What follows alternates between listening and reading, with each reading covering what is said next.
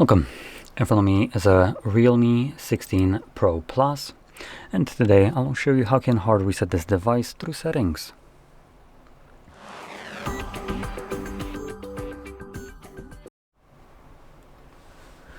So, before I actually get started with the reset, I'm gonna spend, I don't know, about 7 minutes probably, something along those lines, explaining how you can back up your device, as your phone stores probably a lot of your personal information which you most likely want to retain.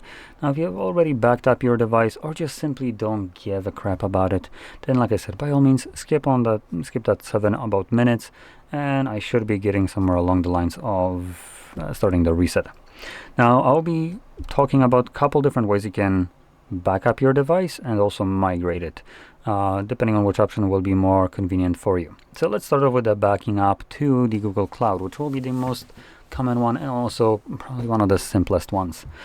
If you are signed into a Google account, you can navigate into your settings, and in the settings scroll down to System and Update, and in here you'll find Backup and Reset.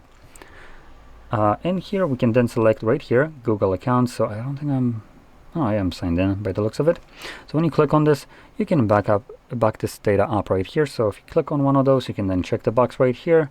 You also get, there we go, the same crap when you open up photos, and I'm not sure why it opened up the photos, but typically when you're signed in and you open up your photos up for the first time, it gives you this pop-up, but it looks a little bit different, as first thing is you will get, instead of sign in, is a button continue or something along those lines, with a tiny little box, much smaller than with a text much smaller than what you have right here or here, basically with the checkbox set to back up your data to the cloud. Now obviously by backing up data to the cloud, like photos, videos and all that, Google obviously has access to it, and they probably use it to train their AI models.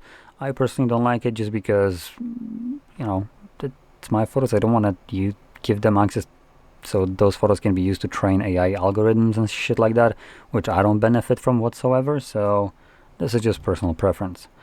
Now, other than my personal preference, there is also some other downsides. So photos and videos, and technically other device data as well, you are limited to, for the most part, I believe 15 gigabytes. That's going to be the vast majority of us. 15 gigabytes is what Google gives us for free, for backing up purposes. This is our Google account storage capacity. Now you can buy more by spending money, and they will get you up to, like, I think 2 terabytes, but that's gonna cost you, obviously. So for free users which don't want to spend any money, you're only limited to 15 gigabytes, and if you have more than that, it gets left behind. And then other device data will import to the cloud, things like your contacts, call histories, device settings, app data, SMS and MMS messages. Now I want to stop right here and just kind of throw some shit at this, because this is just a load of bullshit. So number one, Google here will back up everything that is gonna be taking almost no space, and benefits them by basically being creepy cunts and trying to get as much info from you as possible, which subsequently means that they get access for free to your contacts, call history, device, SMS messages and so on, which is a lot of personal, probably talks, contacts and stuff like that, which they should have no access to, in my opinion. And the things that would probably matter from what you might wanting to back up right here is the app and app data. App data probably a little bit less to some people, but just apps themselves for convenience purposes. Now, that's where this bullshit falls apart, because Google doesn't actually back up any applications. Calling it a backup is a blatant lie. What Google actually does is equivalent if you were to take yourself a notepad, grab a little pen or pencil and write down each one of the names of the applications that you have right here, right? And then when you're restoring the device, let's put it in quotation marks, you just go back to Play Store and re-download it itself.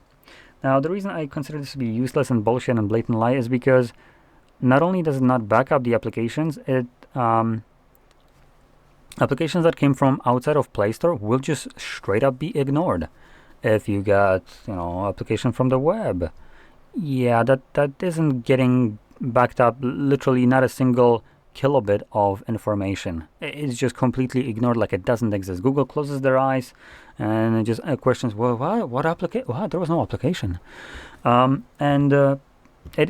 is even crappier even when it comes down to Google's own applications, as let's say you had Yuzu emulator on your device that you downloaded even through Play Store, and you're backing it up right now. Well, when you're restoring, you're not going to be restoring that application, because in the meantime, when you downloaded it and up till the point that you're supposedly backing it up, Nintendo lawyers assembled like the freaking Avengers, found the creator, and the application ceased to exist.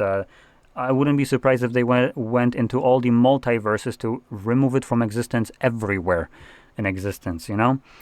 So for that purpose, your backup means absolutely jack shit, because when you're restoring it, even though the backup knows that you had this application and that application did originate from Play Store, there is no way for you to download something that doesn't exist there anymore. So as a backup, this is absolutely useless. Now, if we move back, you've seen also backup and migrate. Now, backup here can be done to either local backup to the device itself, through a USB cable to a computer, or through a clone phone. This one I'll be talking about because this one is the best. So, clone phone is an Realme application. Realme and I think OnePlus, right? I think these are the parent companies. Or no, sorry, it was Oppo. So Realme has clone phone. Now, you can use clone phone application on any other Realme. And depending on if you're moving to a new phone or you're just resetting this and going back to it, you might need to download a different application for those purposes, but I'll explain how that works. So this application, number one, will allow you to migrate data from the phone you're using right here to any other device or applications such as this one, not exactly this one. And you will need to always use the application of the phone that you will be migrating the data to. So, as an example, if I'm resetting this device, regardless if I'm going to be moving to a new phone or if I'm going to go back to this one, if I have a Samsung phone, let's say, right? This is just an example. And I want to create a backup of this data to this one. Either I'm going to be using this phone from now on, or I'm just moving it so I have a backup of it and then move this back here.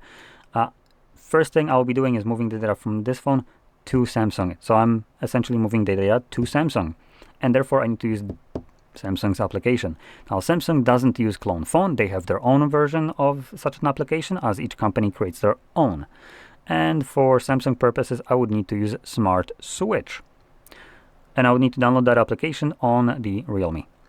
It works essentially the same exact way, looks about the same, and it connects these two phones together through a hotspot that these phones will create, and I can then select whatever data I want to move.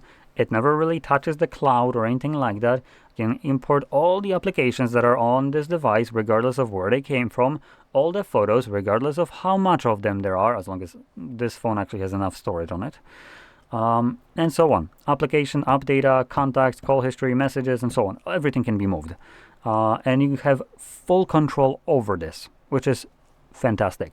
Now, for purposes of moving the data back to Realme from such device like this, you would then need to download clone phone on Samsung, as at that point you're moving the data from Samsung to Realme. So the other way. So it's a little bit convoluted just because we need to have two different applications. But it is going to be, even though it's a little bit more annoying with these applications, it is going to be a much better process than going through the cloud. And I do also want to quickly mention, so like I said, Samsung uses Smart Switch, Realme has the clone phone, Huawei has phone clone, OnePlus and Oppo have, I think, also clone phone, and Motorola has Moto Move. Now, if you have some kind of other brand, you can just check online what the application is, but just know not every brand has such an application. If you have some kind of niche brand that never invested in this, they will not have it, and therefore you want to be able to kind of do this. And the reason we also can't use, for instance, things like clone phone on Samsung to move data to Samsung is because one company like Realme, for instance, makes an application like this. They are not going to spend resources creating an application to help you manage your data, essentially to help you move away from their phone. That would be stupid business practice. So therefore, it's only allowing you to move in between their brand and also to their brand. but not out of it. Out of it, you need to use, for instance, Samsung's. Anyway, so now with that out of the way, our device should have been now fully backed up. So let's close this up. Let's find the settings again. And we're going to go back to System and Update. And in here, we're going to select Backup and Reset again. But instead, now we're going to select at the very bottom, Reset Phone. And then erase all data. Give it a moment. It will give you some info. So permanently clear all data. And you have two options, erase data but retain eSIM profile, or also remove eSIM profile. If you are using or you weren't using the eSIM and you're resetting this phone and I don't know, you won't be going back to it, I would probably select clear all data, including that eSIM. If you were using eSIM and you're gonna be going back to this device and continuing to use it after the reset, you might be interested in the first option to retain eSIM. But for my purpose, I'm gonna select clear eSIM. It will then give me another message, clear all data. I do want to quickly mention, if you have a screen lock, you will need to confirm it. I don't have one here set, I think, so I can just proceed without any kind of prompts. Now, clear all data, including your eSIM information, will be cleared permanently. This operation cannot be undone, but won't cancel any mobile service plans associated with your SIM card or eSIM. Anyway, we're going to click on the clear. And this will now begin factory resetting the device, which will take about 1 to 2 minutes. When it's finished, we should be then presented with Android setup screen. So I'll be back once that is visible for me.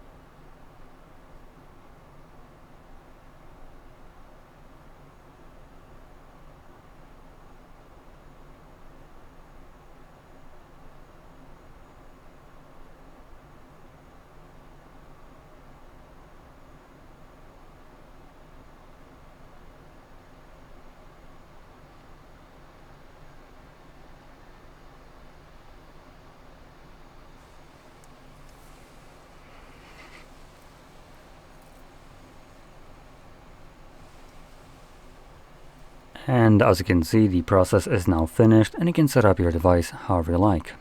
So if you found this very helpful, don't forget to hit like, subscribe, and thanks for watching.